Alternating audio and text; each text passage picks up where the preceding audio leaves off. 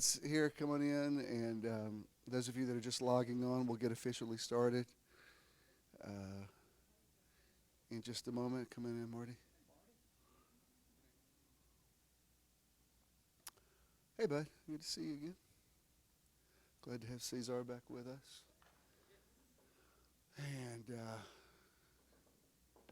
all right, well, we're in agreement for a beautiful day. Please remain standing, and we'll play this for the YouTube audience, and then we shall commence to metronizing. Hello, and welcome to Metron. Metron means measure and sphere of influence, and we want to help you find your Metron. Through motivation, enlightenment, transcendence, renewal, outreach, and networking.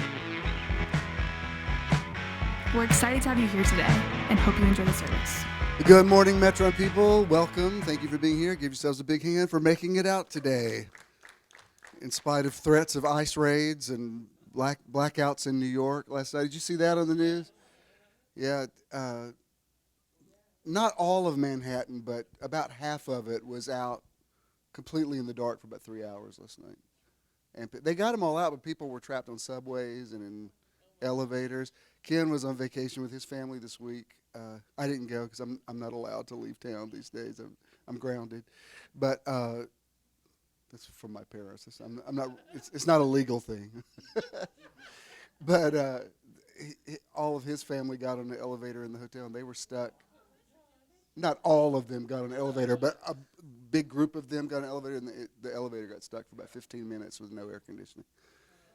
So when he was just zonked when he came in. So he sat in a chair and fell asleep. When he woke up, I said, "You're not going to believe all that's on the news." I said, "You think it was something being caught for 15 minutes? People were caught for 3 hours in an elevator. Can you imagine?" And somehow they had a task force that got everybody out, but just for a few minutes. But, you know, back in the day, New York used to have brownouts and blackouts all the time. It was just like it's just a thing, you know. And they're very resilient, but there was some explosion in a manhole. They said it wasn't foul play. Con Ed is still doing an investigation on it because the idea is that the system shouldn't be that fragile that one explosion could. Because it's a lot. I mean, it affects like virtually all of Broadway was blacked out, so that's like a lot of money. And, you know, people have gone up there to see shows, and it's a lot. You take electricity for granted until you don't have it. You know, when the lights go out, you keep flipping the switch like, "Why don't you come on?" Anyway, this is not a lecture on electricity. I was just thanking you for making it here today and remembering where we are. Last week I led everybody in this affirmation from the Lord's Prayer, and I really liked the energy on it. I like it's a metaphysical interpretation of the Lord's Prayer, and I really like that. It's kind of like, you know, on the day of Pentecost, the people spoke the language of the people. And I love being able to take words that we're familiar with, because I love the Lord's Prayer. There's a comforting familiarity to it. Even as much as I love other translations, I usually just say the old school Elizabethan English one. And this one has a phrase out of the Lord's Prayer and then a sort of interpretation of what that means in metaphysical terms. And it really resonated within me and stirred something. And there's something powerful about a congregation making a confession together. Some of you grew up saying the Apostles' Creed when you went to. Did y'all do that in the Methodist Church? Did y'all? And so you memorized it? All right, say it. Did everybody say it from memory, or did they? We had it in the front of our hymn book. Okay. Or it might have been in the back. One of them. Okay. Yeah, good. All right, well then you'll be familiar with this. Let's say this together.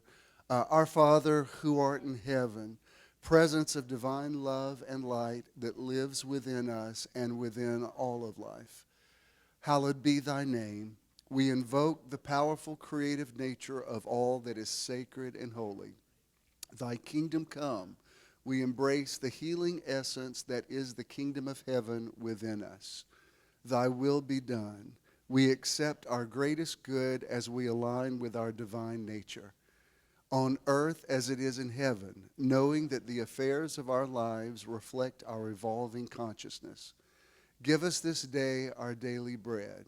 Each day we receive great blessings from within and throughout all the activities of our lives.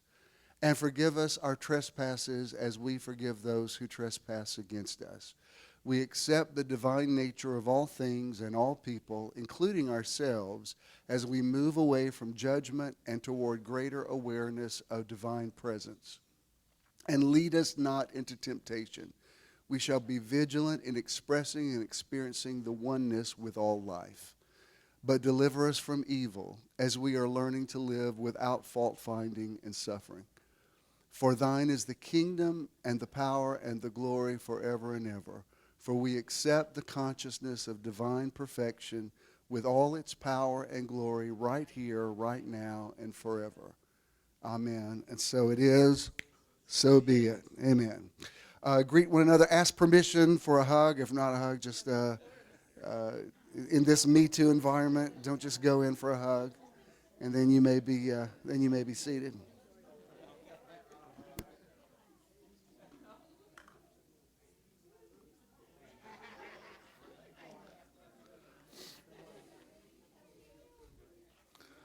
And then you may be seated.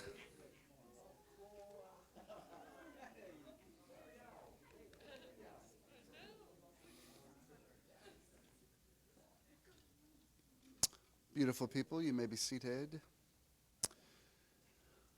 It was a pleasure meeting Dawn last week.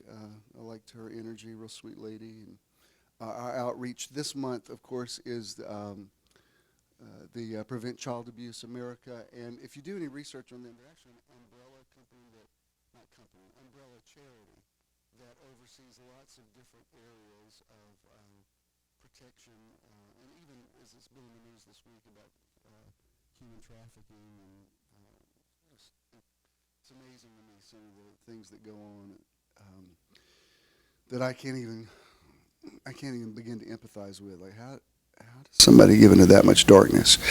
But we can't fix everything, but we can push back a little, and so I'm glad that we're investing in this. And before the month's over, I'll tell you a little bit more about them. That is our outreach for this month. Meditation Weekend 7 is going to be here before you know it. And I love, Frances finds a lot of pictures of Jekyll Island and posts them. Her posts come in really good times for me. You know what I mean? When it's like, oh yeah, we are. Oh really? Oh okay. Well, she's our Jekyll Island connection, and in that moment when you're stuck in traffic or you're dealing with, life in the real world, there's a little reminder like Jekyll is coming. If you don't know what we're talking about, we're going to be celebrating Metron's 5th anniversary on the first weekend of August 4th and 5th, and 3rd and 4th. 4th and 5th, is that right? 3rd and 4th. I could read right there. Yes, there it is. 3rd and 4th. And we're going back to Jekyll Island. I think most of you have already got your places, but if you haven't reserved them yet, you should still be able to. I just found out, I'm writing these articles for my friend Howie's travel blog. One of them will be coming out this morning, the last article I wrote about the Ava Gardner Museum. But I was talking to him about it, and he said, the Jekyll Island Club, which is the real famous place that was built in 1850s, whatever. We've stayed there once before. It's nice. It's not right on the beach, but I can't remember if it's Rockefeller or one of those guys back in the 1800s. It was a hunting lodge that he built there, and it's a beautiful historic place. How he said, hey, there's that place contacted me. They want me to write an article. He said, if you want to go stay there, you can stay for free. I said, would you like to? I'm like, heck yeah. So I got to get I've already got a place reserved, but a confirmation for that. So, huh? We'll get a good. Yeah, that's right. It's when you're invited by either a chamber of commerce, whatever. You can't believe the royal treatment they give you. Like when we went to Wilmington, they wanted us to go to this one restaurant, and you can't believe all the stuff they kept bringing to our table. And I asked the waiter, I said, why are you bringing us all this stuff? And he said, well, the Chamber of Commerce told us to be really nice to you. I was like, oh. And so you should be. my young man. And so anyway, we'll see. I mean, I'm going to Jekyll with or without, but I was like, yeah, that'll work. So if you're not going, which I hope all of you are going, but if you're not going, remember we will not be here on the 4th. We'll be doing a sunset meditation on the 3rd on Driftwood Beach, and then we'll be going that morning to that beach where the water's part. So it's Jekyll's has a very unique, unusual energy. It's even, I don't know, it's just across the bridge, but Jekyll's even a little different than St. Simon's. I don't know how to define it, but there's just a different energy. I love them both equally, but there's just a kind of a mystical quality to it that I think is going to be really cool. That's where we did our first meditation, so we've kind of come full circle for our 7th one. And I think, I don't want to make too much out of numerology, but there is something powerful about the number 7, and so I'm thinking, well, this will be cool to have our 7th one there. I hope you will all go. And technically, Jekyll's not so far that you couldn't do it you could drive down in one day and come back. I mean, you could do it. It's not all that advisable, but you could do it. So that's coming up. I haven't heard back from him, but I've asked Marshall to come and do the other 3 Sundays for us. I just can't believe it's our 5th anniversary. It just seems, it's like an out-of-body experience. I was telling Avery, I said, I feel like when I started Metron, time stood still. It's like I just stepped out of time. I don't know how to explain it, but it's like it's going, wow, crazy fast. But anyway, that's that. And then our year of living your best life. Most of y'all are getting the hashtag right now. I still have to work with you on some, but those were a couple of vegetable plates I had last week. People ask me if I'm vegetarian. I'm like, no, I'm not fully vegetarian. I just don't like to photograph meat. I don't know. Like, it just seems vulgar to me. I don't know why. But vegetable plates, I think, are beautiful. I don't know. It just seems. I'm not saying I want eat meat, but I just feel kind of iffy about it. And I'm just like, I'm not going to post a picture of it. If you want to post a picture of your steak, do it. I'm just saying I don't do it. But that was, yeah. Yeah. Yeah. Ken and I are just namaste on our diet. So you find your own path. I'm telling you, eating issues can make or break a relationship because your life revolves around eating so much. And so there's some things that, we've found common ground. I mean, one thing is we're both Southern boys, so we can always agree on that. We always find something somewhere. So yeah, we love Mexican. So like we've worked it out. But like I told him I ain't ever going to NASCAR, and he says I'm not ever going to eat sushi. I'm like, fair enough. And so on the weeks that he's on call, that's when we work out we do what we do. You just have to figure out how to navigate it. So continue. It's the hashtag is YOLYBL19, year of living your best life 19. I think that's everything. Glad to see Chandra with us. It's the first time I've seen you guys since her mother transitioned, and it really turned out to be a beautiful service, a real celebration, and Milkshake is awesome. He's really cool. He came up with the car and gave me his card and wanted to know if I ever wanted to, if you ever want to use me. I'm like, it could happen. He's Milkshake Mayfield. He's not related to Curtis Mayfield, is he? No. But he's a trumpeter, and it was there, and it was bittersweet. I mean, obviously it's a sad occasion, but it was a real celebration of life. And Chandra he's your cousin, right, Reggie? You know that commercial, They Burned Down My She Shed, that they play constantly? The guy in it is her cousin, Reggie Corelli, and he was one of the pallbearers. Really nice guy, and he and I have communicated since the funeral, and he was really close. I didn't realize he was that close to your mom. He would come in and see her, and he lives in L.A., but really nice guy. And I was looking at his IMDb. He's been in a lot of things. So be sensitive to the fact that she's still in a time of appropriate mourning. When I say mourning, I saw what you posted about, like, how dare anybody tell you you're not supposed to mourn? The scripture says there's a time to mourn. Mourning's appropriate. Jesus wept before he raised Lazarus from the dead. Honest to God, sometimes I hate Christians. I hate to say that, but sometimes I'm just like, y'all, I love Jesus, but y'all just wear me out with all of your nonsense. What I'm talking about is Frances had posted when Doc's son passed a few years ago that somebody had told her that don't mourn or grieve because grieving is demonic. I'm like,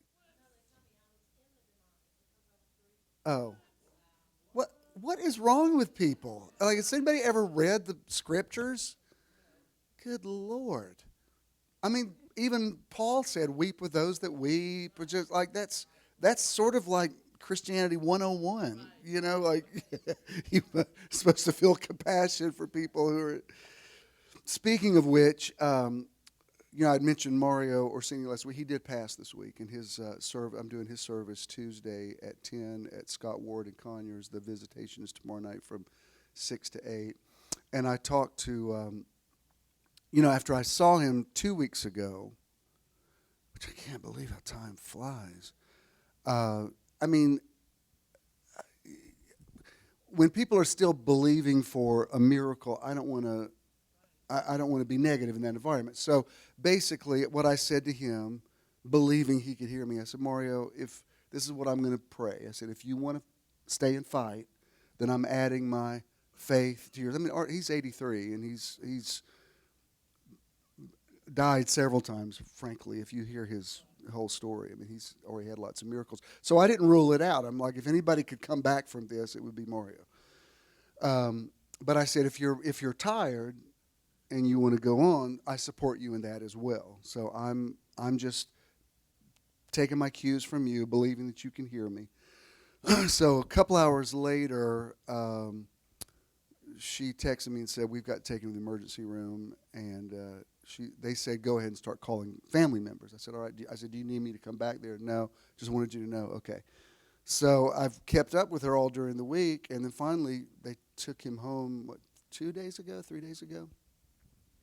She said he had really wanted to go home, and so they were there less than 24 hours and had a 24-hour nurse, and she came and got Betty and said, he's really struggling, about dawn, says he's really struggling, you probably need to come in here. And so she went in and said to him, Mario, if you want to go on, I just want you to know I'm fine. I've got everything taken care of. If you're just staying here for me, don't. And like he breathed his last breath. So he was waiting for that permission. And somebody said something this week about, I'm glad to see you and Mario reconciled. Mario and I were never estranged at all. I mean, he's been to Metron, and the picture I posted was from our Christmas banquet, and he's just out of the country most of the time. So when he's here, they don't drive down here. But Mario's been a big part of my life, and really, for a lot of years, kind of like a father figure to me. And I'm sad to have to do this, but I'm honored to do it. And there's a whole nation of people that are post Church in the Now who have never gone to church anywhere after Church in the Now, who still consider me their pastor, which sometimes is a bit of an aggravation. I'm just like, y'all get a pastor and move on. I haven't seen you in 10 years. I mean, after me, it's hard to go on to somebody else. I hate to say that, but I have people tell me, after having a pastor like you, I just can't ever, I've gone to 20 churches, and everyone, I'm like, nope. And then I'm like, well, then come to Metron. They're like, oh, God, no, we could never. Yeah, maybe I need to use the word guru. That's it. But anyway, with Mario, it's an honor, and I'll say some things. Yeah, that was our first Metron Christmas banquet, and I'll save the stuff I'm going to say about him for Tuesday. But what's that? Yeah, just really awesome, and I'm sure. I'm sure my coming out was challenging for them because, all of his businesses are in Central and Latin America, and they're in kind of a different century when it comes to things like that, and it was always cool with them, and they were always nice to Ken. Even last Sunday we were there, Betty made sure that Mario was aware he was in the room or whatever. So anyway, it's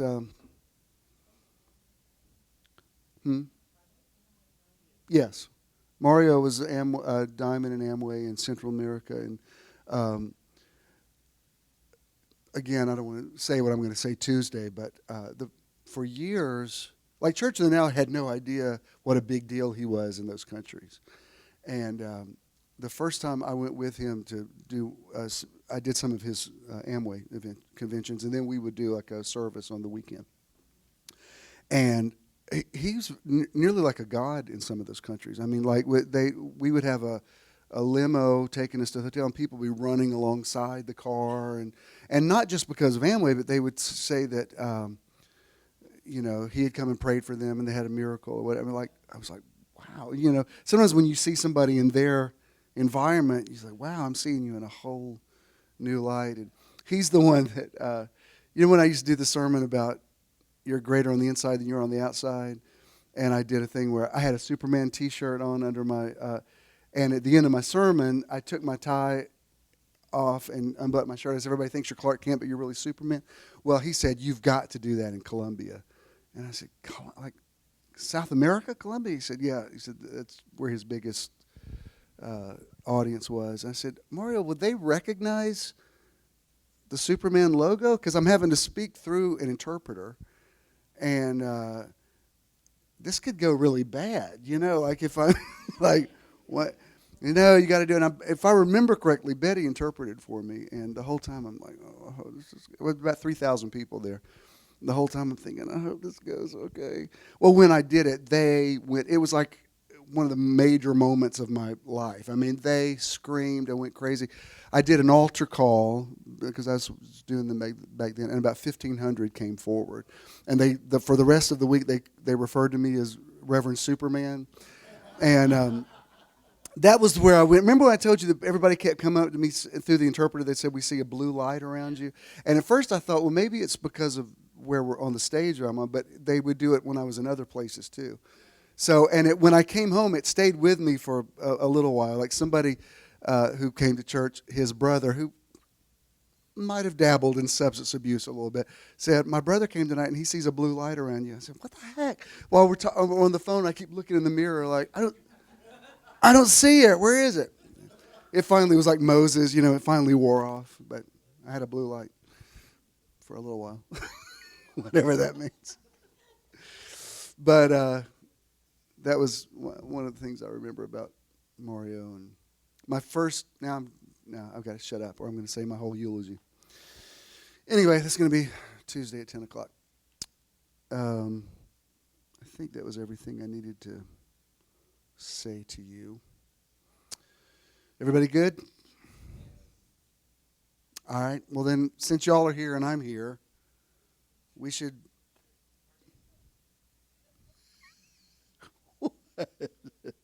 What did you get choked up talking about, Mario? You are the sweetest man. I know, but you don't even. Ken's emotional because of. You just came out of heaven. You did. He's just like the sweetest man in the world. He just came out of heaven. He stayed in Eatonton for a little bit, and then.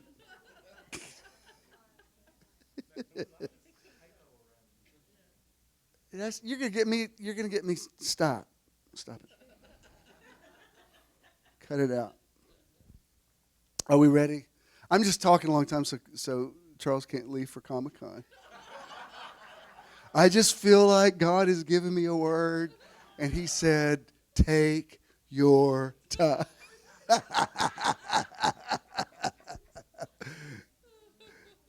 No, I have to say, I know I say a lot about Charles, but Charles he has fingers in a lot of pies, and the fact that he's able to still do this and take care of all those is something I never take for granted. Never take any of my peeps for granted. All right, now are we ready? Welcome to the Metron Live podcast, coming to you live from beautiful, historic Midtown Atlanta in the year of our Lord 2019, the month of July. Time is going by very quickly. Half of 2019 is already over. What? you better carpe the heck out of that diem every day because it's going too fast to waste on nonsense. There's your sermon. Thank you for coming. Drive safely. God bless you. No, this month we're really concentrating on meditation, especially as we lead up to the meditation weekend. And I am doing, I guess you call it a series. The title is Meditation in the Mind of Christ, Healing the Subconscious and Living as Spirits in the Material World. And I really did hear the voice say something to me, because I'm going to talk about some things I've never talked about before that really kind of surprised me. If I've ever talked about it, I don't remember. So if one of you remembers that I have, in 47 years of doing this every week, you may have repeated yourself a few times. You're like, tell me about it, Bishop. We know all of your stories. Well, I'm sorry. I talk a lot. But let me get into this, and then I'll tell you what I believe the voice said to me.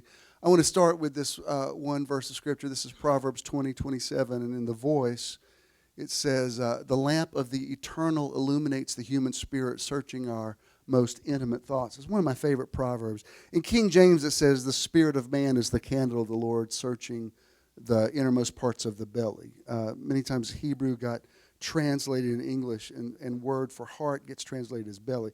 But when the Hebrews talked about belly, they weren't talking about your stomach. They were talking about your inner man. And literally, the Hebrew actually says searching the hidden rooms of the heart, which I love that. I love that concept, meaning that there's more inside of you than you even know. There's hidden potential inside of you. And so I like, I love looking at all of these different translations and holding that diamond up to the light and turning it a little bit and catching different facets of light. So I want to show it to you again in the Amplified Classic. Proverbs 20:27, it says, the spirit of man, or that factor in human personality which proceeds immediately from God, is the lamp of the Lord, searching all his innermost parts. Michelle, show me what's the third thing up there. Is it a quote I have? No, okay, I must have had it 3 times. This is in the concordant literal version.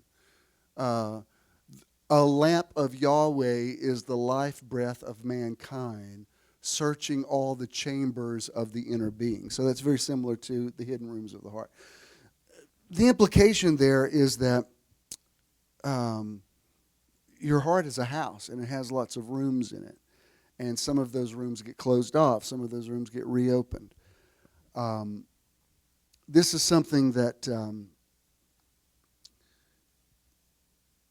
is difficult for some people to talk about, but I think it's a very mature idea. I think once you've ever loved somebody, you never fully stop loving them. Even if you end in a bad marriage or whatever, there's a part of you that has an affinity for them, but sometimes a relationship becomes so damaged that it's hard for it to be maintained. So you nearly have to put that person in a room in your heart and just say, this is your room. You can stay there. Let's be amicable with each other. And I'm not just talking about marriage. I'm talking about friends that you fall out with or whatever. I mean, my landscape is littered with broken relationships that I still don't know what happened. I'm like, what was that about? Why did y'all leave? People in church people are just liars. Church people won't tell you when they're mad at you about something. It's some kind of BS like my season is ended. God's told me to move on. I'm like, really? Like, well, did something happen? No. But I'm like, well, of course something happened. You don't just say my season's ended. That doesn't even make sense. But, it's usually 30 years later after somebody's drinking one night, they call me at 3 o'clock in the morning, like, I want to tell you what really happened. I'm like, well, I already knew that anyway, but whatevs. So there are people a lot of people in my life that I've just had to say, well, in my internal house are many rooms, and I'm just going to have to put those people in those rooms, and I may have to kind of lock them away for a season. You know what I mean? Because I know what's going to happen when I open that door, but I don't want to eliminate you from my life. I appreciate everybody who was ever a part of my life. I was looking at yesterday. It's interesting because, many of you have been married more than once, and you know what it's like to have a child with somebody, and your DNA mixed with somebody else's DNA has created another person. That's just amazing. And yesterday, Melissa Hall had posted a picture of her new grandbaby, beautiful little boy. And I was looking and I thought, it's so interesting because he looks like his daddy, and he looks like his mom, and he looks like him. It's so interesting how that DNA creates this third entity.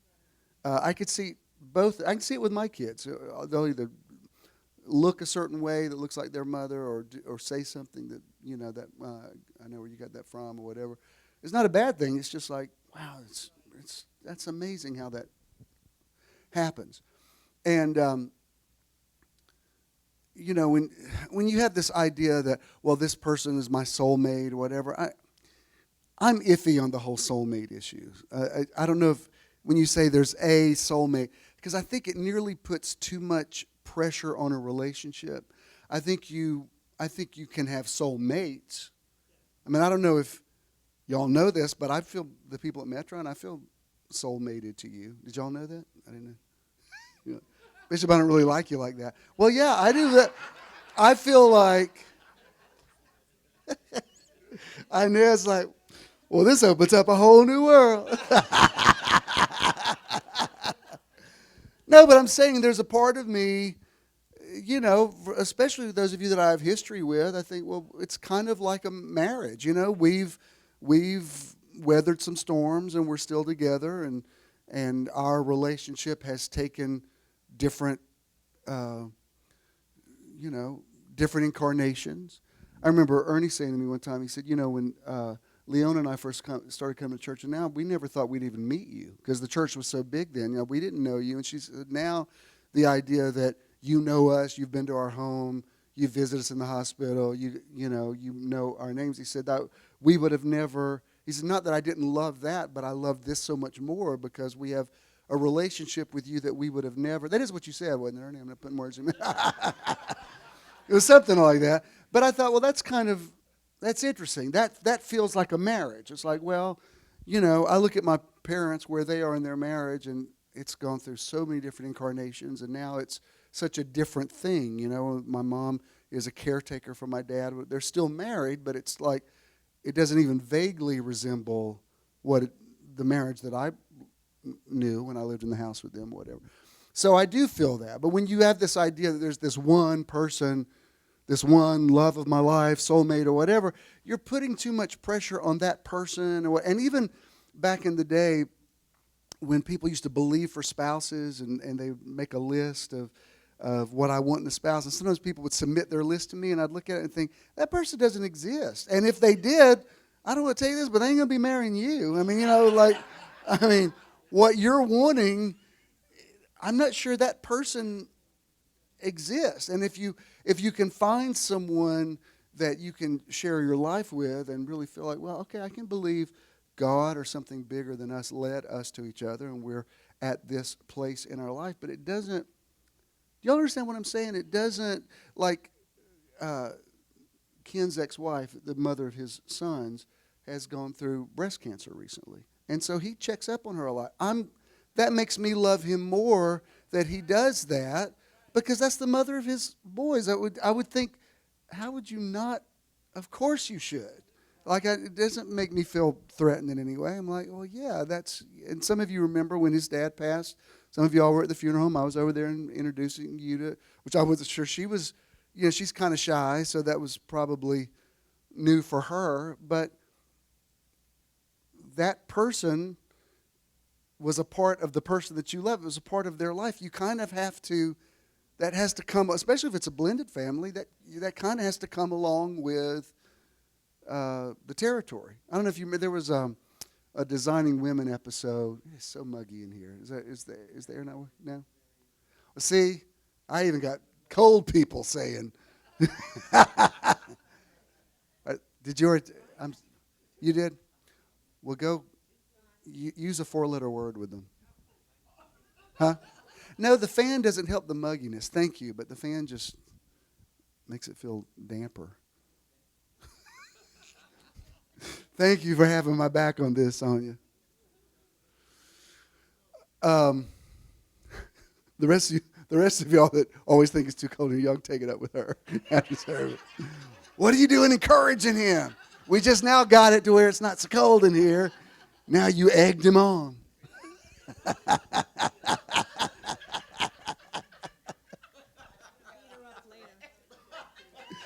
Way to go, Sonia.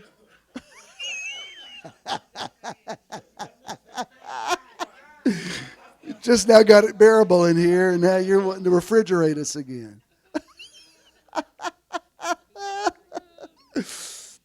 But I remember there was a Designing Women episode one time where remember the character Charlene, she married this guy. He was a army guy. His name was Bill, and he was conflicted about the relationship because his wife had died. And some of you have been widowed, and it's being widowed is very different from being divorced because you still feel married to the person. You didn't go through a divorce. So I think when widows or widowers reconnect with somebody, it's a whole other process they have to go through. And I remember the Julia Sugarbaker character went to meet him, and she said, "What was your first wife's name?" And he told her Nancy, and she said, "Well, I know Charlene. She's got the biggest heart of anybody I've ever met, and I know there's enough room in her heart for you and your Nancy." And I thought, wow, whoever wrote that script, that's important. The room, I hadn't planned on saying this, but there must be some reason I'm saying it, but the rooms in our heart means that life is complicated. I don't know if you've watched the Netflix series Grace and Frankie, but the whole dynamic of it's Jane Fonda and Lily Tomlin. They play two women whose husbands worked together for years, who finally admitted that they were gay, and now they're together. And whoever wrote that script, I thought, wow, somebody must have been through this. There's a whole different thing of gay men who were married to women who had a life with them. It's something that I think the rest of the community might not understand. I'm only saying, I know, just like, wow, Bishop, you're 5 minutes into this, and you got it. No, but love is complex. I don't think it's complicated, but it is complex. And the more secure you become in who you are, the happier you're going to be in your relationship. You just are. No, it's true. I don't think they'll mind me saying this, I've actually learned a lot from Doc and Frances because, Frances is a big cheerleader of mine. Like, she really, she calls me her guru or whatever. And I've asked him on a couple of occasions, like, does that bother you? I mean, because I'm doing what you do. And he said, no. It's like, that makes her happy, and she's happy, I'm happy. I'm like, okay. But that's good. I'm like, wow, y'all are really evolved. That's very cool. And we're that way. We're like, that's the way relationships should be. Now, having said that, let me get to where I really want to talk about today. That was your free part. In this Joseph Murphy's written a book about the subconscious, and this is one of the quotes from it. It says, "As you sow in your subconscious mind, so shall you reap in your body and environment." Now, this is what I heard. I was thinking yesterday, before I did an outline, I usually do my outlines on Saturdays, send them to Michelle. I said, how do I explain the subconscious and the conscious? And just clear as a bell, I heard the voice in me say, the subconscious is female and the conscious is male. And I'm like, wait, what? I have never said that before. I've heard teaching about right brain versus left brain. Now that, typically the left brain is more what we would call the masculine virtues, like analytical, statistical, whatever, and the right brain is more what you would call feminine energy, which is like compassion or intuition, creativity, and that a very well-integrated person has male and female characteristics. That if somebody's all male or all female, they can hardly function in life. And this is beyond, I'm not talking about sexuality here. Gender and sex are kind of different things. You understand? Y'all are big boys and girls. You understand that? So I was thinking about that. I thought, wow, is that a thing? The subconscious is female and the conscious is male? I don't know. So I Googled it, and sure enough, it's like a lot of these teachers have written, books have been written on this. I've never heard that before. I've never thought of that. But it kind of started opening up some things to me that will help me convey to you, even while we're meditating this month and why we're talking about allowing the subconscious to heal itself. I think I have one more scripture. This is Psalm 51:6, and this is in The Voice. This is when David was repenting over the whole Bathsheba thing. And in King James it says, behold, you desire truth in the inward parts. Here in The Voice he says, but still you long to enthrone truth throughout my being. In unseen places deep within me, you show me wisdom. I want to say this as delicately as I can, but even when you think about the anatomy of gender, all of the female reproductive parts are internal. The male reproductive parts are external.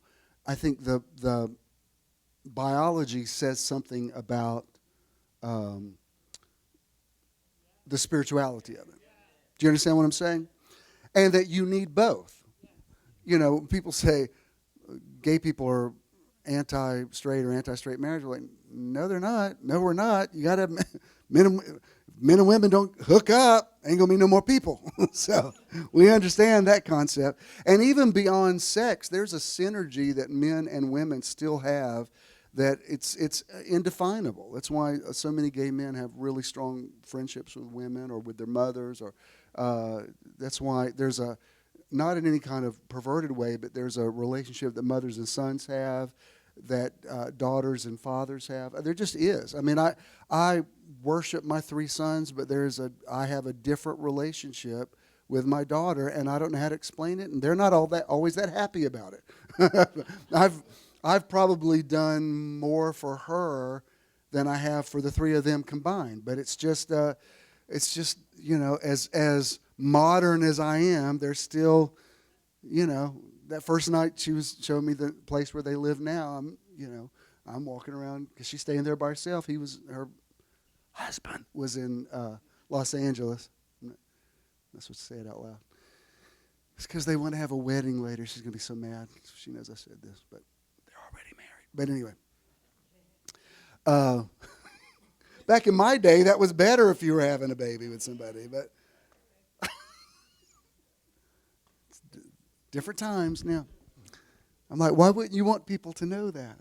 I don't want people to think we got married because of the baby. Okay. All right. Namaste. If you're streaming, don't be mad that I said that. I love you. You know all I've done for you. But, you know, there's just something about, with my boys, I never went to where they lived and checked windows and doors. I mean, you know, I just figured, well, y'all can figure it out. But with her, I'm like, Christina, are you sure? Like, make sure you lock this back door. And I went down and checked the cellar, you know, because first time I'd been there. Just these are things you might not think about, but I don't know how accessible this house is or whatever. And that's a dynamic that is beyond sexuality or sexual orientation. It's just, there's just a male-female synergy that creates things. It creates things in the natural through actual sex and conception, but also in the spirit realm.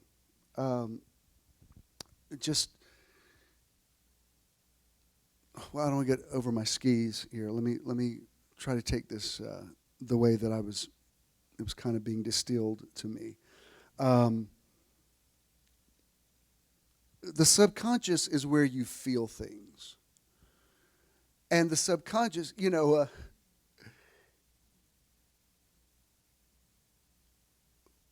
whether you realize it or not, women are kind of ruling the world. Oh, everybody got really quiet. Because even if men are in places of power, the Bible doesn't say if mom ain't happy, nobody's happy, but it might as well. Yeah. Do you know what I mean? Now, there are some things that need to be fixed in our world, for sure. I mean, this thing with the women's soccer team winning, was it their 4th cup? And they produce more revenue than the men's team does, but they get paid a fraction of, yeah, this is a good time for y'all to make some noise about that. If y'all hadn't won and you weren't filling up the stadiums, I'd say, I don't know, girls, I don't know if you're going to be able to sell this idea. But when you're, holding the cup, this might be a time to say, look, I understand back in the day, men were paid more because typically men were the breadwinners in the family. That's not reality now. Men and women are breadwinners. And it's such a no-brainer. Like, I'm amazed that women don't just walk around pissed off like half the time, because aside from the fact that homemaking is hard work and has no compensation for it, now you got women that are still homemakers and are still out bringing home the bacon and not being compensated for it. So, yeah, in a lot of ways, it's still a man's world, and there are still things that need to be tweaked about it. The world is constantly trying to get its equilibrium on everything, on race issues and gender issues, and just all kinds of, even with all this horrible stuff that's in the news this week about young girls being sexually raped. It's the word rape. Our attitudes have thankfully changed about that, because the old school idea is, let's just don't talk about it, don't bring it up, just sweep it under the rug or whatever, and it doesn't go away. The problem with sexual abuse, just because you push it down inside, doesn't make it go away. But back to what I'm saying is, this whole male-female dynamic where typically you think the man's in charge, and out in the world where everybody sees it, it looks like he is, but really at home he's not. Y'all know what I'm saying? And that's kind of the dynamic of, I never knew a more alpha male than my father when he was in his right mind or whatever, but he always did what mom wanted. It's like on the surface, but in the real world, she's driving the car. No doubt about it.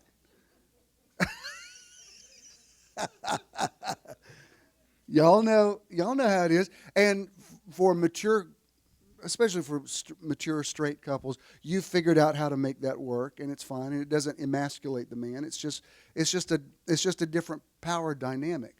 I'm only bringing it up. This isn't a lecture in gender issues. I'm trying to explain to you why you think your mind is running everything, but really your conscious mind is running everything, but really it's your subconscious mind that's running everything. And there are some issues that need to be dealt with, and that's why I think the positive part of my brain thinks that things that are being manifested in the world are implicit of spiritual things that need to get fixed. You understand what I'm saying? There are, think it, talk amongst yourselves. Thank you very much. Podcast people, I just drink water. That's what that was.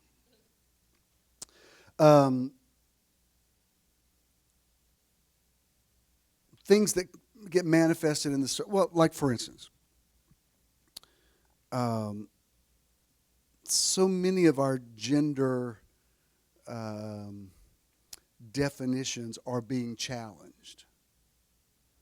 Even in the LGBT community, like all these millennials, they're not binary anymore, like straight and gay or whatever. Now it's like, I'm male, but I identify as female, but I'm not, And for me, it's like, that's too complicated. I'm old school. You're either gay or straight. What is all that about? But it has made me sort of think, all right, well, this is real to you. Let me try to understand, what are you saying? Like what? And I don't think it's all negative. Bishop Pearson preached something that was really, he's one of the few people I ever hear that, like, wow, that's something I never thought of before. But he was talking about, how in the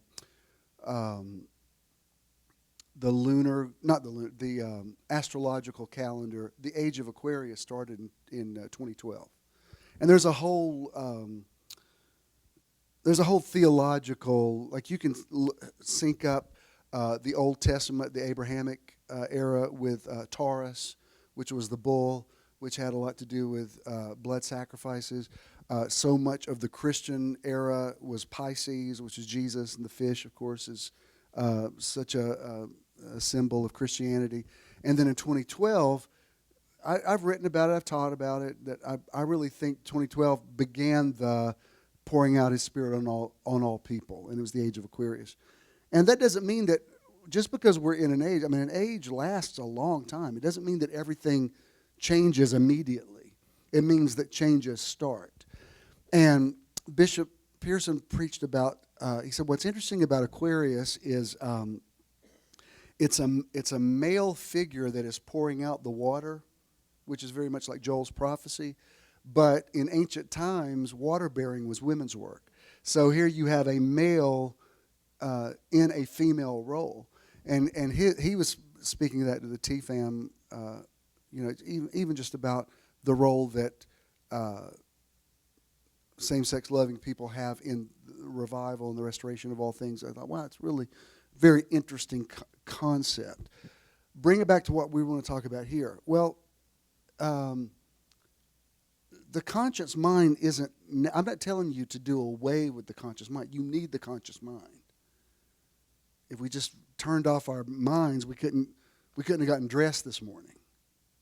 Now, there are some subconscious things, is there a pill you take every day, and sometimes you walk back into the kitchen and think, did I take that already? Like, when you, the last prescription I had filled, they actually, I guess as a sign of aging, they gave, the pharmacist handed me one of those things where you put the pills in the days, and I said, actually I could see the validity of this. Because if it's something that's automatic and you do every day, it's very easy, because you don't realize how much your subconscious is running the show. The conscious, you really have to implement it when you're starting something new.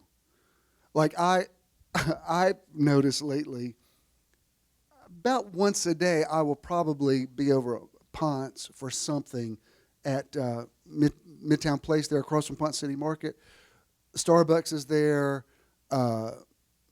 Where I get my haircut is there. My dentist is there. I eat at Whole Foods all the time. There's like we use that Home Depot. Like there's nearly every storefront in that mall I use on a regular basis. And because of that, I'm finding I can't remember where I parked because I'm there so much. Because the other day I'm walking around and, I'm doing the thing trying to hear. I'm like, oh my God, I'm not losing my mind, am I? I can't not remember. Because I'm there so much, I'm thinking, didn't I park in front of Starbucks, or was that yesterday? And you realize your conscious mind is checked out. Like I pulled in here listening to some podcast, and I didn't even think about where I'm parking. I'm just it's like automatic. I just pulled in and I'm walking in because I know these are all familiar and whatever. And so sometimes, you have to have the conscious mind, or you'll be walking around the parking lot with your fob going, where's my car? I know I'm not losing it, but I swear I cannot remember where I parked. Was that today, or was that yesterday? Was that last week? That was yesterday, wasn't it? All right.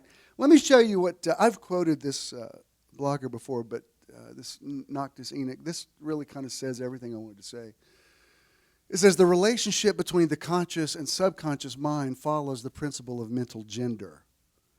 Now, remember, I heard this in my spirit before I found this, so this was a confirmation to what I really feel like Spirit was saying to me. Understanding the relationship between the conscious and subconscious mind is the whole secret to understanding the relationship between male and female. The reverse is also true. The conscious mind is the male, the leader, and the subconscious mind is the female, the follower. Well, you know what I mean. Supposedly. All right. The subconscious mind is a helper of the conscious mind. The more the workings of the conscious and subconscious minds are integrated in sync and in harmony, the more perfect the entire mind functions as a whole. The more creative and productive it becomes, the more creative and productive it becomes. The less harmony there is between the two, the more destructive it becomes, and the more it collapses and ceases to function properly. By that I mean, like, if there's a rift between the conscious and the subconscious, people have a tendency to move in one or two directions. They either go completely by what's on the paper, which, if you've ever made a decision without intuition, which intuition is more of a female attribute, you know what it's like. Man, on paper it says 2 + 2 is 4, but inside it just doesn't feel right. And then later you're like, oh, I should have listened. I should have, because the subconscious, the spirit, the female. I mean, I've taught you this before. I think the Holy Spirit part of God is the female part of God. So when you talk about intuition or witness of the Spirit, all of those are more what you would call female attributes. I'm not talking about anatomy. I'm talking about gender. Gender is more than anatomy. Y'all with me? So hold that thought. It is not really your conscious thoughts that create your reality, but it is your subconscious beliefs. It is the subconscious mind, the feminine aspect of mind, that is the creative faculty. Have you seen a man give birth? No. It's only the woman that bears children. The conscious mind, now listen to this. The conscious mind, the masculine aspect of mind, conditions a thought into the subconscious mind in order to create a belief that manifests into reality. You know what he's saying there? The conscious impregnates the subconscious. The subconscious gives birth to reality. Now that's huge. That's why you have to be careful, little flip things that you say, because every little thought you think or whatever, it's impregnating the womb of your spirit. Okay? Like a seed that is impregnated into the womb, it is nurtured within and born as a child. That's why I use that first quote there about whatever you sow into the subconscious is manifested into your physical body. Let me tell you why this is important. The problem with legalism, like people who read the Bible legally, are reading it entirely from a male perspective. It's like a contract. It's like, no, it says this and this. Jesus came along and seemed to be integrated male and female. The very fact that he could say, you've heard it said, but I say unto you. I mean, typically in a normal situation, don't you think about, like I can remember, and sometimes it made things worse, but like if my dad was after me, like he was going to discipline me, my mom always kicked into defense mode. Like, well, he didn't really mean that or whatever. And many times I'd be like, just leave him alone. You're making it mad. You're making this worse. Just let it, let us. But it's just a feminine instinct to intercede. I don't want to bring the room down, but if you've ever read the story of the Emmett Till murders in 1955, the most horrific part of that story to me is that the women weren't upset about it. Like, the idea of horrible, racist, bigoted white men doing this terrible thing to this boy is one thing. But you think about women saying, oh my God, you shouldn't have done, and the fact that they were, like, you look at that courtroom trial and those women were supportive of it, was like something about it just seemed so like, oh God, how could the women not have been moved? Y'all had children the age of this kid. If you don't know, he's a black boy from Chicago that went to Mississippi and whistled at supposedly now the woman before she died actually said she fabricated the whole thing. Good God. And really, people don't realize it, but the Emmett Till thing was probably as instrumental with the civil rights movement as Rosa Parks was, because it happened just a few months before. If people hadn't been stirred up about Emmett Till, I don't know that the bus boycott would have been as impactful as it was. But it was sort of like a perfect storm of people going, good God, really? You know, he wasn't just murdered, he was mutilated. I mean, it was horrible. But I remember thinking, like, I'm not surprised from men, but from women, you know, you think about women should have been, where was the mercy? Not that men can't be merciful, but it just seems like, you know, it's the woman's role to say enough. Or, you know, any of you guys have ever been in a bar fight, that's what your girlfriend's supposed to do. Pull, come on, baby, let it go. If you're with a woman who's like, go beat his ass, like you're with the wrong woman, she's going to get you killed. You're supposed to have a woman who's frantically screaming, and you're like, shut up, go sit in the truck. You know, that's what you're supposed. But it's her role to say, let's bring this, let's bring this down, because you balance each other. And there are times when the alpha male imperative is important. Things wouldn't get done without that. But if it's not balanced with the, let's temper this a little bit, then everybody just kills everybody. Do you know? And then this one, I found this other quote, and this will get us into the meditation part. It's a long name I can't pronounce. But it says, in the solitude of meditation, when your conscious mind becomes quiet, your subconscious reveals herself. Now, do you understand what I'm saying? I'm not talking about men becoming like women. That's not what I'm talking about. I'm saying you are half of your mother, half of your father. You have 46 chromosomes, 23 from your father, 23 from your mother. You can't, whether you are male or female, gay, straight, whatever, you can't be a whole person if you don't have the balance of male and female instincts in your life. You just can't be. And if you're all female, if you go female to its nth degree, there's no decisiveness. Everything's just feeling. And sometimes you do need to make conscious decisions. Sometimes you do need to be decisive and authoritative. And, certainly when Jesus took a whip and ran the money changers out of the temple, he was walking fully in his masculinity. But when he wept at Lazarus' tomb, there was a lot going on. I'm not saying Jesus was gay. I'm saying that when Lazarus got sick, the disciples came to Jesus and said, the one you love is sick. So they knew there was at least a bromance there. And Jesus openly wept at his tomb. So there's how could that be the same person? Because it is the same person. And here's the meditation part. I think I'm not saying that meditation will feminize you in a negative way. I'm saying that if you don't learn to get quiet in your spirit,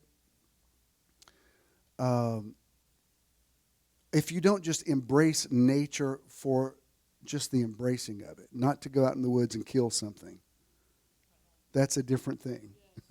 When somebody says, I just want to, I'm a nature lover, I want to go out and kill things. Well, I don't know if that's nature loving. I mean, I've hunted, I've killed something before, but I don't know that's... Nature loving is embracing nature, feeling it, like, wow. It kind of sounds corny and archaic now, but did you ever learn the Joyce Kilmer poem called Trees? I think that I shall never see a poem as lovely as a tree. It's got that old school kind of sing-song rhyme to it, but it's a beautiful, if you've ever really been taken by the majesty of a tree, you go read the stanzas of that. It's a beautiful homage to trees. Trees should blow you away. This morning, my view is changing a lot because this building that's being built.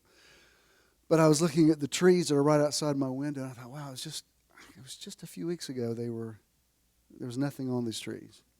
And now you can hardly see, I can't even see the street down there because it's so full of foliage. That's just amazing to me. I mean, I've seen that happen 61 times, and it seems to be more surprising now. I'm like, that's just crazy. And in a few weeks again, those green leaves are going to be orange and gold and brown, and then they'll be gone again, and then they'll be back again. It's just like, what? That's amazing. If you never lived on the earth and somebody told you that, they showed you a picture of the tree and then said, this is what it looked like 6 weeks ago, you'd be like, how's that possible? They look like completely different things. They are the same thing. So meditation is not the elimination of the conscious mind. It's the revealing of the subconscious so that the subconscious can heal itself. And, you know, of all the marital counseling I've done in my life, which has been a lot, the one major complaint I heard more than anything else is from women is he doesn't listen to me. I feel like he doesn't listen to me. I heard that complaint more than anything else. I feel like he tunes me out. He's not listening. And you know the whole thing about, I don't remember the exact thing, but apparently there's X amount of words that men are supposed to speak every day, and there's X amount of words that women are supposed to speak every day, and women's is like 5 to 1. And that's why I've taught you before, especially among straight couples, especially straight married couples. Ladies, if a man says, if you ask him, is everything okay? He says, everything's okay. Guess what? Everything's okay. There's really not that much beneath the surface.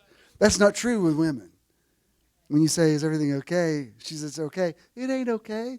It ain't anywhere near being okay. And if you don't know that, you don't know women. And it's not a good or a bad thing. It's just the difference of it. If a woman asks a man, know this about your relationships. If you go, what's he thinking about? He's probably not. If there's a ball game on, he's probably not thinking about anything. I'm not saying men are dumb. I'm just saying they're just wired differently.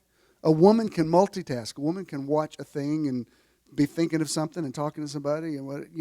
Men are a little more. No, I said everything's fine. Everything's fine. Women, not so much. I love it. It's my favorite. I've told it a zillion times. It's my favorite Jeff Foxworthy joke. This is not really my brand of humor, but this actually was funny to me. I've told you before, but please laugh again at the appropriate time.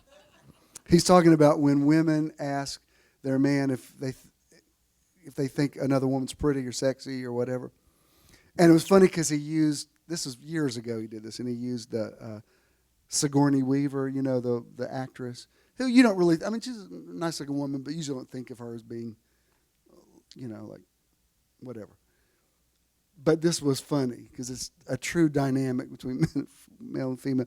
He said if you're watching a movie with your wife and you say, that's Sigourney Weaver. She's a good-looking woman. She's kind of sexy.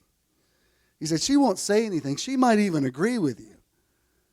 But a few days later, when you say, hey, baby, how about they're making me a sandwich, she's going to say, why don't you get Sigourney Weaver to go make you a damn sandwich?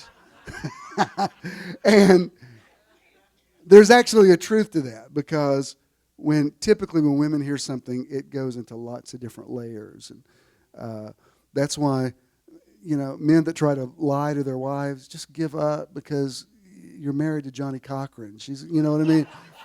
She's got dates and names and hidden videotape. You might as well just. I was watching the other night. Moonstruck I love Moonstruck. Anytime it's on, I end up watching it. I even know how many times I've seen it. And in the guy that plays Cher's father in it, Vincent Gardenia, he's cheating on his wife, and the wife calls him on it. And at the end of it, he says, when she finds out she doesn't want to marry Johnny Camerari, she marries his brother. He says, just tell them the truth, Loretta, because they find out anyway. and that is kind of true. So how do we segue into meditation? All right, meditation is not abandoning your conscious mind. It's treating the female part of you in a special way to allow it or her to have a voice. Can I use those pronouns? Do you understand what I'm saying? You hear the phrase, that guy's in touch with his feminine side. That doesn't mean he's effeminate. It means he can tap into his subconscious, which is a good thing. Because I'm going to tell you something. Some men have done some stupid stuff by not listening to their subconscious, because they've lived in the conscious realm and been locked into it, and they've made bad decisions. But decisions can't always be based on statistics. And just because it looks good on paper does not mean it's a good thing. If you are going to go with your gut, I mean, think about it. Where does a baby gestate? It's like it's not in what technically the stomach, but we call it the stomach. It's the belly. It's this area. That's where you start realizing there's another entity here, and I need to pay attention to this. Typically, male energy isn't as aware of this. Mercy's in the subconscious. And I was thinking about this, and maybe I'll talk about it next week, but I can't get the scripture off of my mind. It's in John chapter 7. It says, in the final day, the last day of the feast, Jesus stood up with a loud voice and said about the Spirit coming, and he says, and out of your belly will flow rivers of living water. What's amazing is he didn't say out of heaven will flow rivers of living water. He doesn't even mention heaven. He says it will come out of people. God will come out of people. God will come out of the belly of people. God will be birthed. What did Paul say? I travail in birth until Christ be formed in you again. And I'm not throwing men under the bus here, but men typically think with their brain and with one other organ I will not mention.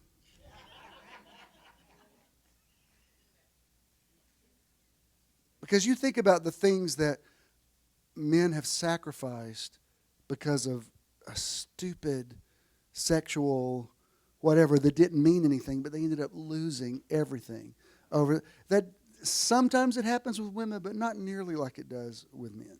It just doesn't. Which is why men need relationships. This is some good teaching. But you're right. Mercy is out of the subconscious. Because, I would take it so this way. I would say forgiveness is out of the subconscious. Because if you try to forgive somebody with the conscious mind, you can't not remember what the person did to you. When people say, unless you've forgiven, unless you've forgotten, you haven't forgiven. Well, how do you do that? So you have to find a way to process it from some other place, because this can't come from your brain. Your brain is going to remember that, as it should, that something needs to record it. But you can't walk around with a big chip on your shoulder all the time. I love, I'm trying to come to an end here, but that last little thing that Jesus has with Peter at the end of John, Peter had denied Jesus and that whole thing. And then after the resurrection, Jesus is out there on the beach, and when Peter sees him, it says he just jumps out of the boat and starts going toward the shore. It's like he didn't stop to think, oh, I forgot, we're not good with each other. Like he was going completely intuitively. It was like, you know how they say, be the person your dog thinks you are? Because your dog just thinks you're so wonderful and doesn't remember any negative thing you ever did. Your dog's just like so happy to see you. That's kind of the way Peter, when he saw Jesus, he just jumped out of the boat. And when they interact with one another, Jesus talks to him nearly the way lovers would talk. I don't mean that in a dirty way, but he says, I need to know, do you love me? Ask him 3 times. It's unusual for a man to ask another man I need to know, do you love me? And he did it enough to where Peter started crying. He said, Lord, you know everything. And he says, well, then feed my sheep. Meaning, what you did has not disqualified you. I still, when I called you the rock, I still believe you're the rock.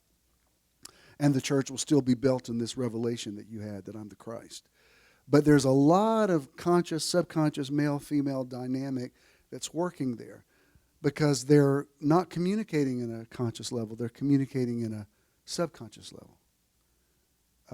And that's really where forgiveness comes from, is when you say, my head says I should never speak to you again, but my heart says something different.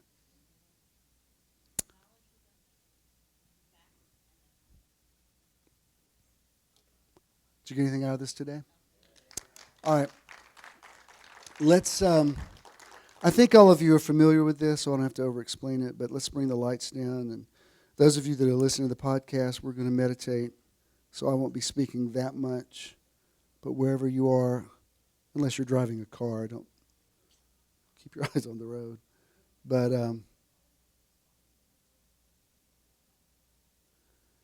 if you would, please sit up straight, put both feet on the floor, empty your lap.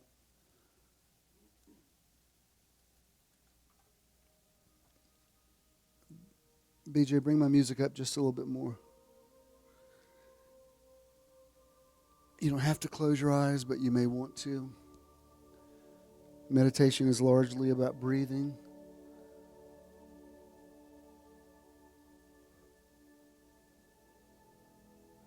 So we're going to breathe in through the nose, hold it, breathe out through the mouth, in through the nose, out through the mouth. Inhale, exhale. Inhale, exhale. You're going to quiet your mind.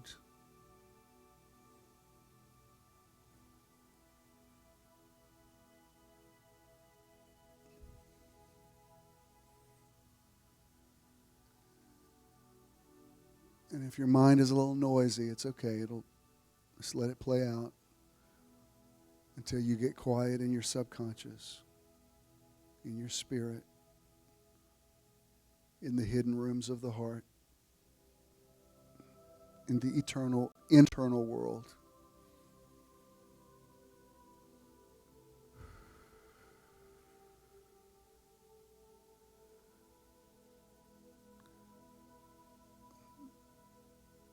You know how to do this, so I'm going to wean you off my voice now. Let's just meditate for a few minutes.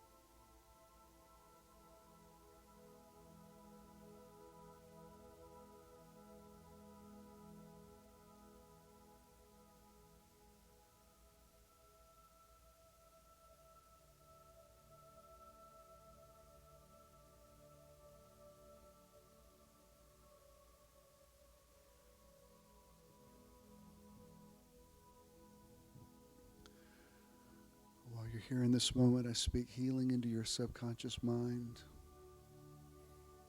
the hidden rooms of the heart.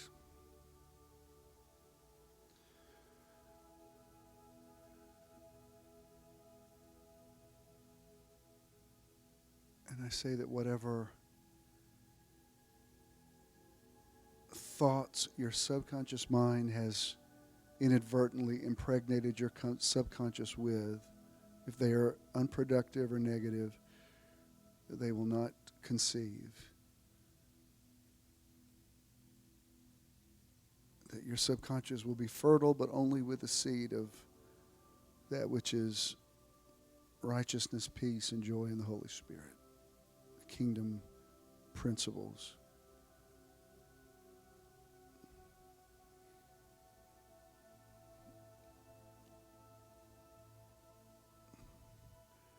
And in meditation, I speak to the wounds in your subconscious, wounds that your conscious mind is not even aware of.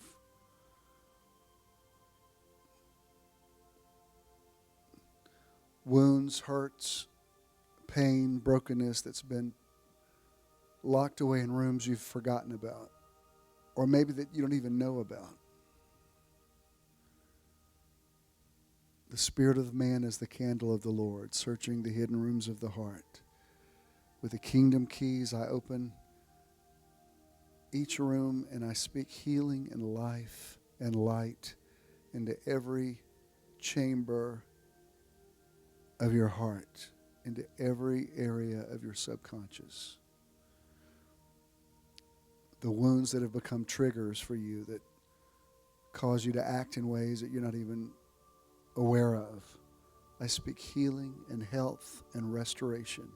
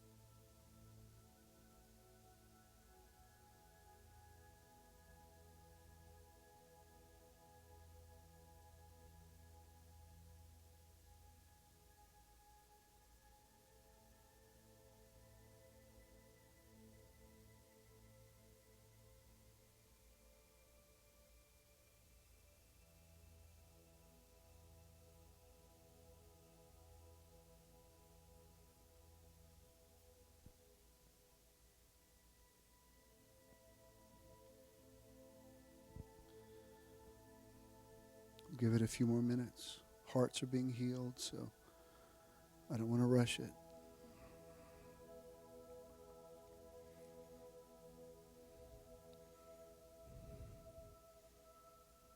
Memories are being healed.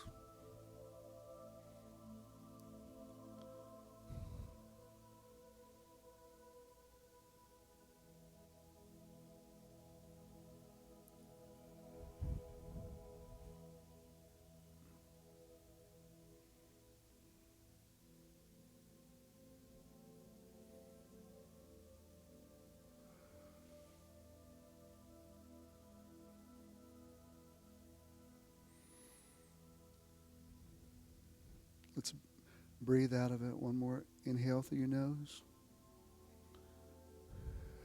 Exhale through your mouth. Inhale. Exhale. Inhale.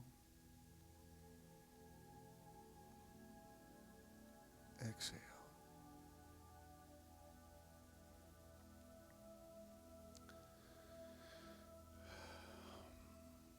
You can start coming out of it. Spirit's very strong. It's good. Jehovah Rapha, the God who makes bitter experiences sweet, healing your hearts. We can go ahead and bring the lights back up.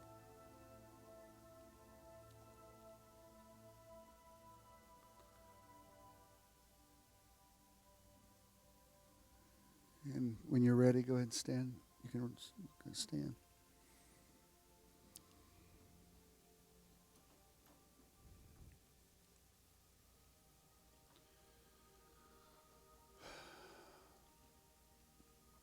Now, sometimes when healing to the subconscious takes place, your conscious mind isn't aware of it. So something could have just gotten fixed in you that you won't know for a while. This is way back. I remember sharing this when we were at Midtown Church, but I was playing. I had my granddaughters on the playground years ago, and they were playing in a group of little girls that were Sophia's age. And I could tell there was, usually when I take them to the park, I would stay off on the sidelines. I'm on my phone, letting them play. But I could tell there was some altercation going on, so I walked over. I said, "What's going on here?" And Olivia, 3 years younger than the rest of them, which when you're really little, it's a big gap. And one of these little girls looked at me and she says, "We're playing school, and she wants to be the teacher, but she's not smart enough to be the teacher." And when she said that, I looked at Olivia's body language. She just went like that, and I thought, little girl, like, something's about to go down. I don't want to get into some issue with some mother out here. So I just spoke to Olivia. I said, "Olivia, do not listen to what that little girl said." I said, "You may be too young to play the teacher with these girls this age, but you're definitely smart enough. As a matter of fact, you're probably the smartest little girl in this group." I mean, I was saying it all. So we got through it, but after we left, I took the girls to get an ice cream somewhere, and Olivia, they're never bad. I mean, I've never have to threaten them or anything. They've always been just ideal. But Olivia was just acting out that day. I mean, everything, she was just impossible.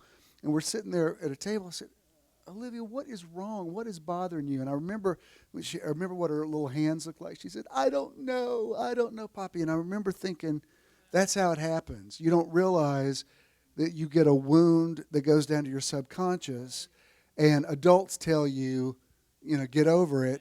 So it just goes into some hidden room, and then years later, you're being triggered by something, and you don't even know, like, why am I losing my temper like that? So, I mean, you can drive yourself crazy trying to figure out sometimes you're just being a jerk about things, but there's other things that you think, why does that trigger me like it does? And it's just interesting watching them grow up, because I could see, like, this is how that she got past it. She doesn't think that way now.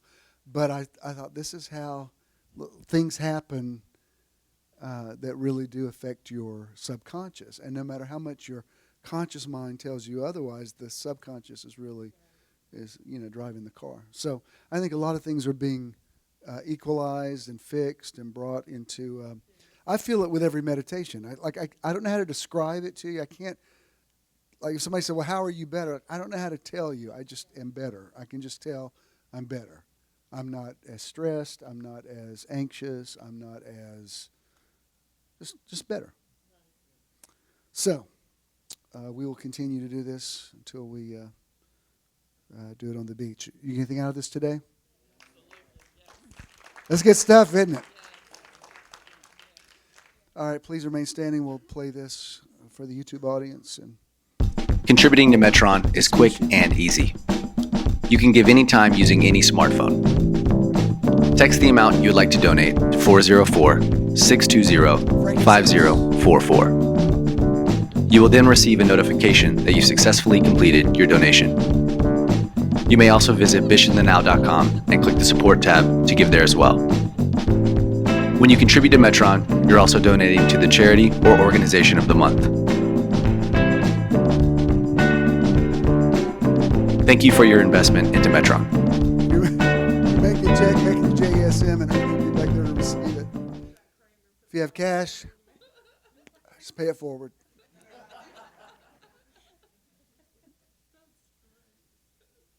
It smells so good. That's frankincense.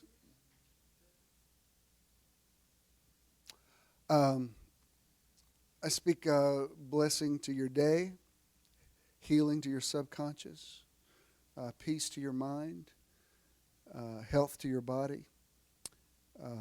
You have a productive day, a good night's sleep tonight, and an excellent week. And you wake up tomorrow saying, this is the day the Lord has made or has enabled me to make. I will rejoice and be glad in it. God bless you. Go in peace. I love you.